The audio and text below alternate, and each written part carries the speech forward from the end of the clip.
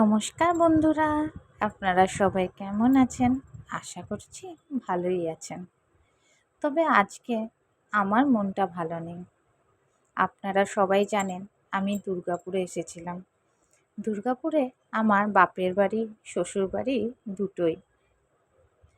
আজ সবাইকে ছেড়ে গুয়াহাটির উদ্দেশ্যে চললাম, তাই মনটা বহুত খারাপ।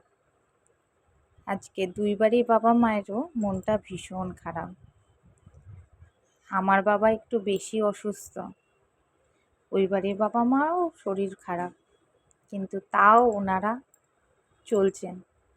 কিন্তু এই বাড়ির বাবার খুবই শরীর খারাপ, তাই ওদেরও খুব মন খারাপ। আমি আজ চলে যাচ্ছি, উপায় নেই, যেতে তো হবেই। তাই আমাদের ট্রেন ছিল বর্ধমান থেকে, আমরা বাসে করে বর্ধমান যাচ্ছিলাম। আর যেতে যেতে এই যে দেখুন রাস্তাঘাট সব দেখতে দেখতে যাচ্ছি, আর শুধু ভাবছি আবার কবে দেখতে পাবো জানি না।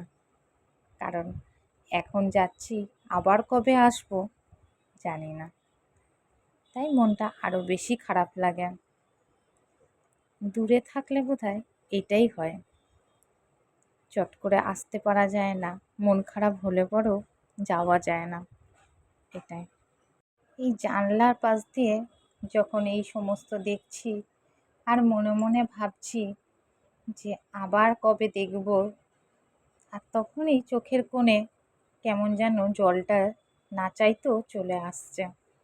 সত্যি ভীষণ খারাপ লাগে। যারা বাইরে থাকে তারা হয়তো বুঝবে, আমার মতন এরকম অনেকেই আছে বাইরে থাকে আপনজনদের ছেড়ে, কিন্তু উপায় না থাকলে তো থাকতেই হয়। এটাই, আজকে আমাদের ট্রেনটা যদিও 3 ঘন্টার মতন লেট আছে, কিন্তু কি করব বলুন, বর্ধমান থেকে তো ট্রেন। এই যে চলে এসেছি বর্ধমান স্টেশনে। এসে আমরা আগে ফার্স্টে ভাবলাম এনকোয়ারিতে আগে জেনে নিই যে কতক্ষণ লেট। যদিও 3 ঘন্টা লেট আমরা বাড়ি থেকেই জানি, তাও রাস্তার ব্যাপার তো আমরা লেট করিনি, চলে এলাম। কারণ যদি বাই চান্স কিছু হয়, আগে গিয়ে বসে থাকবো। তারপরে এনকোয়ারিতে গিয়ে জিজ্ঞেস করাতে জানতে পারলাম ওটা 3 ঘন্টাটার জায়গায় 4 ঘন্টা হয়ে গেছে। তাই ওয়েটিং রুমটা জিজ্ঞেস করছিলাম যে কোন জায়গাটায় আছে, যদিও বর্ধমানের ওয়েটিং রুমটা আমাদের জানা ছিল না। তাই জিজ্ঞেস করাতে ওনারা বললেন যে ওপরে আছে ওয়েটিং রুমটা। তাই আমরা ওই ওয়েটিং রুমটা খুঁজতে চললাম। আর এই যে 4 ঘন্টার অপেক্ষা শেষ, এই যে ট্রেনটা এবার আসছে। এই যে দেখুন স্টেশনে দাঁড়িয়ে তখন বাজে 6:13, যেই ট্রেনে আসার টাইম ছিল 3:28।